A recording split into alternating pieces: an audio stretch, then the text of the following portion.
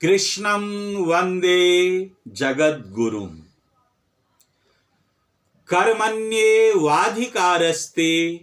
मा फलेषु कदाचन मा कर्म फल हेतुर्भुर्मा ते संगोस्त्व कर्मणि।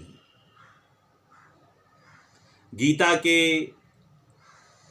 महान श्लोकों में से यह श्लोक भी बहुत महान है और लगभग आप सभी इस श्लोक से परिचित भी होंगे। कर्म करने में तेरा अधिकार है, फल की इच्छा में नहीं। इस श्लोक की व्याख्या आरंभ करने से पहले आप सभी को नववर्ष 2024 की पुनः पुनः शुभकामना। परमात्मा आप सभी को सुख शांति समृद्धि से युक्त रखें। अब यह जो सामान्य अर्थ हमें प्रतीत होता है कि कर्म करने में तेरा अधिकार है, फल की इच्छा में नहीं, उस अर्थ की व्याख्या आप सुने। इस अर्थ की व्याख्या आप सुने। कुछ साल पहले की बात है, दिल्ली हाई कोर्ट में कुछ वकील के साथ ऐसे ही इस श्लोक की चर्चा उन लोगों ने शुरू की कि बताओ कितनी बड़ी बेवकूफी वाली बात है कि हम कर्म करें और फल की इच्छा न करें। मैंने उनको समझाने का प्रयत्न किया कि फल की इच्छा करने से कर्म में कितना बड़ा नुकसान है और कर्म फल में कितना बड़ा नुकसान है, लेकिन उनको समझ में नहीं आई। शायद उन लोगों का पेशा ही इसी तरह का है कि सही बात को जल्दी स्वीकार नहीं करते। खैर, कर्मण्येवाधिकारस्ते मा फलेषु कदाचन कर्मणि एव ते अधिकारः मा फलेषु। कर्म करने में तुम्हारा अधिकार है, फल में नहीं, से तात्पर्य है। सबसे पहले यहां पर हम परिस्थिति जन्य बातों को लें। यहां की जो परिस्थिति है उसको हम देखें।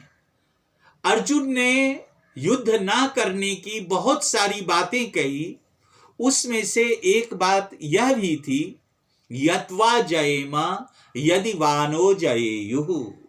मैं यह भी नहीं जानता कि जीत हमारी ही होगी, जीत अधर्म पक्ष की भी हो सकती है। धर्म अधर्म पक्ष था, एक न्याय का पक्ष था, दूसरा अन्याय का पक्ष था। तो अर्जुन कहता है हो सकता है, क्योंकि वे लोग भी बहुत बड़े बड़े शक्तिशाली योद्धा लोग हैं, तो मैं हार भी तो सकता हूं। जब जीत भी निश्चित नहीं है तो मैं युद्ध कैसे करूं। अब श्री कृष्ण जी जो कहते हैं उसको आज के संदर्भ में देखिए। कारगिल के ऊपर विदेशी आक्रमणकारियों ने हमारे देश की सीमा में हमला कर दिया। हमारे देश के सैनिक चल पड़े उन आतंकवादियों को अपनी सीमा से खदेड़ने के लिए। लेकिन अगर वे सोचने लगते कि वो लोग पोजीशन लिए बैठे हैं, उनके पास बड़े बड़े हथियार हैं, वे भी गोली चलाएंगे, मृत्यु हमारी भी हो सकती है, तो इस तरह से कोई तो युद्ध लड़ ही नहीं पाते। तो भगवान श्री कृष्ण कहते हैं कि यदि अधर्मियों ने, आतंकवादियों ने तुम्हारे ऊपर कब्जा कर लिया, तुमको गुलाम बना लिया, ऐसी स्थिति में तुम्हारा जीवन तो मृत्यु से भी अधिक दुखदायी होगा। इसलिए तुम यह कभी मत सोचो कि हार हमारी होगी। तुम्हारी हार हो या तुम्हारी जीत हो, तुम्हें सैनिक धर्म का जो कर्तव्य है उसका पालन करना होगा। और अगर तुम फल की चिंता करने लगोगे तब तो बहुत बुरी स्थिति आ जाएगी। ना तुम मन से युद्ध लड़ सकते हो और ना ही तुम मतलब निर्भय रह सकते हो। निर्भय होकर के तुम युद्ध कर सकते हो। तो निर्भय होकर के युद्ध करने के लिए क्या है कि फल की इच्छा का तुम्हें त्याग करना पड़ेगा। अब इसी बात को एक संदर्भ में, आज के संदर्भ में आपने जाना, एक दूसरे संदर्भ में जानिए। डॉक्टर ऑपरेशन करते हैं, 100 ऑपरेशन करते हैं, 99 सक्सेस होता है, सफल होता है, एक असफल भी हो जाता है। 99 लोगों की तो जिंदगी बचती है। और अगर मरीज के परिजन और डॉक्टर सोचने लगे कि ऑपरेशन करूंगा, मरीज की मृत्यु हो सकती है, तब तो 100 में से 99 नहीं बचाए जा सकेंगे। अब किसान ने खेती की और मान लो कि सूखा पड़ गया, अकाल आ गया और फसल बर्बाद हो गया, तो क्या इस डर से वो दोबारा अगर खेती नहीं करेंगे कि देखो जी पिछली साल तो फल मिला नहीं, इस साल भी हो सकता है फल ना मिले, तो इस सृष्टि की क्या स्थिति होगी, पूरे विश्व की क्या स्थिति होगी? नफा नुकसान चलता रहता है। एक बार थोड़ी सी उपज कम हुई या नहीं हुई, दूसरी बार दुगुनी तिगुनी उपज हो जाती है। तो यही तो प्रक्रिया है। लेकिन किसान अगर फल की चिंता करने लगे और अगर फसल खराब हो गया तो आत्महत्या भी कर सकते हैं। छात्र तैयारी करते हैं, प्रतियोगिताओं की तैयारी करते हैं, कक्षाओं में सफल होने की तैयारी करते हैं, छात्र छात्राएं सब तैयारी करते हैं। और अगर वो यह सोच करके तैयारी करने लगे कि नहीं, टॉप तो मैं ही करूंगा, हर हाल में मैं प्रथम पोजीशन पर आऊंगा या मैं सफल होऊंगा ही, लेकिन बहुत से असफल भी होते हैं। और अगर असफलता यह मन में अवधारणा रही तो क्या स्थिति होगी? स्थिति यह होगी, ऐसे ही छात्र छात्राएं हम आए दिन सुनते हैं आत्महत्या कर बैठते हैं। तो कर्म को जब हम मन से करते हैं, इसलिए करते हैं कि कर्म करना हमारे बस में है और इसी के द्वारा यह विश्व चल रहा है। हम फल की इच्छा करें या ना करें, फल तो प्राप्त होना निश्चित है, तय है। लेकिन अगर हम इस उद्देश्य से कर्म करते हैं कि फल निश्चित है, तो ऐसी स्थिति में हम अपना बहुत नुकसान करवा लेते हैं। तो अब दूसरी पंक्ति में श्री कृष्ण जी कह रहे हैं, मां कर्म फल हेतुर्भु, वही बात है कि कर्म फल का कारण मत बन, यानी कर्म फल की इच्छा मत कर। माते संगोस्त कर्मणि, अब कर्म फल की इच्छा अगर नहीं हो तो ऐसी स्थिति में अकर्मणि शब्द के दो अर्थ हैं कि कर्म ना करने में और बुरे कर्म करने में। अकर्म के लिए दोनों अर्थ होगा, जो कर्म नहीं है, यानी कर्म को ना करना, या जो कर्म नहीं है, गलत कर्म है, बुरा कर्म है, जिसको हम कर्म की परिभाषा में नहीं ले सकते, उसमें तुम्हारी रुचि ना हो। अब यहां पर फल की इच्छा रख करके यदि हम कर्मों को ना करें तो फिर हम कर्म को करें क्यों?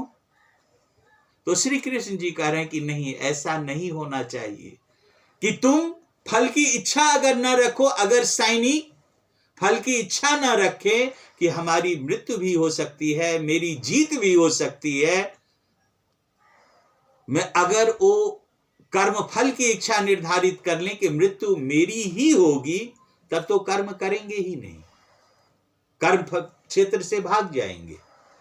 किसी मरीज का उपचार, मरीज का ऑपरेशन होगा ही नहीं। अगर छात्र ये सोच ले कि मैं असफल हो सकता हूं, तब तो छात्र छात्राएं प्रतियोगी परीक्षा इत्यादि परीक्षाओं की तैयारी करेंगे ही नहीं।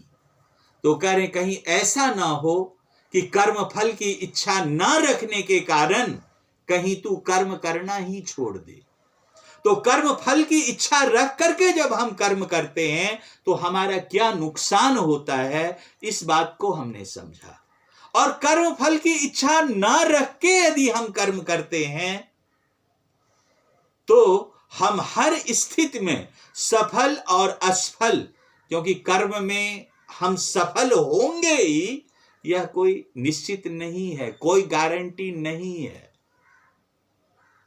लेकिन अगर असफल हो गए तब तो फिर बहुत बहुत बुरे ख्याल से वो, तब तो किसान खेती एक बार सूखा पड़ गया या बहुत जबरदस्त वर्षा हो गई, बाढ़ आ गई, सब फसल बर्बाद हो गया, तो किसान खेती करना ही छोड़ दे दोबारा कि इस अगली बार भी ऐसा हो सकता है, क्यों नहीं हो सकता। लेकिन आप देखो, बाढ़ भी आती है, सूखा भी होता है, लेकिन क्या किसान अपना कर्म करना छोड़ता है? कृषक अपना कर्म करना छोड़ता है? आर्मी जीतते भी हैं, सेना जीतती भी है, सेना हारती भी है, लेकिन सेना क्या युद्ध को करना छोड़ती है? आईएएस आईपीएस में सफल भी होते हैं, असफल भी होते हैं, लेकिन क्या वो इस डर से मैं असफल हो जाऊंगा तैयारी को करना छोड़ते हैं? नहीं छोड़ते। तो यही है इस श्लोक की परिभाषा। अगर हम कर्म के फलों को त्याग करके कर्म मात्र के लिए कर्म करते हैं तो फल की प्राप्ति तो है, निश्चित है, लेकिन वो फल की प्राप्ति में जो हमें नुकसान है, अगर हमने यह अवधारणा बना लिया कि फल की प्राप्ति निश्चित है, अगर मैंने यह अवधारणा बना लिया, तो इस स्थिति में जो आपका नुकसान है, उस नुकसान की बात श्री कृष्ण जी यहां पर कह रहे हैं। तब आप निर्भय होकर के, निडर होकर के कर्मों को नहीं कर पाएंगे, अपनी पूरी शक्ति के साथ कर्मों को नहीं कर पाएंगे। तो कर्मण्येवाधिकारस्ते मा फलेषु कदाचन, इसका अर्थ यह नहीं है कि आपको कर्म फल की प्राप्ति नहीं होगी। कर्म फल की इच्छा के बिना जब आप कर्म करते हैं, तब आप निडर, निर्भीक और अपने पूरे ओज के साथ, जो आपकी आंतरिक शक्ति है, उन संपूर्ण शक्तियों का प्रयोग करके आप कर्म करते हैं। लेकिन फल की इच्छा जब आप ले आते हैं, तब बहुत बुरी स्थिति होती है, क्योंकि तब जो आपकी आंतरिक शक्ति है, वाही शक्ति है, उस दोनों में कमी आ जाती है, क्योंकि अंदर से आप डरते रहते हैं। यही श्री कृष्ण जी का यहां पर कहना है कि कर्म करो, कर्म फल की इच्छा के बिना कर्म करो, और ऐसा भी नहीं है कि इच्छा ना रखो तो आप कर्म ही ना करो। कर्म मात्र करना आपके बस में है। तो हम सभी इस नए साल में संकल्प लें कि हम सब कर्तव्यनिष्ठ बने और कर्म फल की इच्छा का त्याग करके कर्मों को करें। उसमें अधिक फायदा है, अधिक कर्म फल की प्राप्ति है। तो आज के इस श्लोक की व्याख्या का समापन यही करते हुए आप सभी को सादर प्रणाम और पुनः पुनः नव वर्ष की अनंत शुभकामना। पुनः किसी श्लोक को लेकर के आपके समक्ष उपस्थित होऊंगा। तब तक के लिए सभी को पुनः पुनः प्रणाम। कृष्णं वंदे जगद्गुरुम्।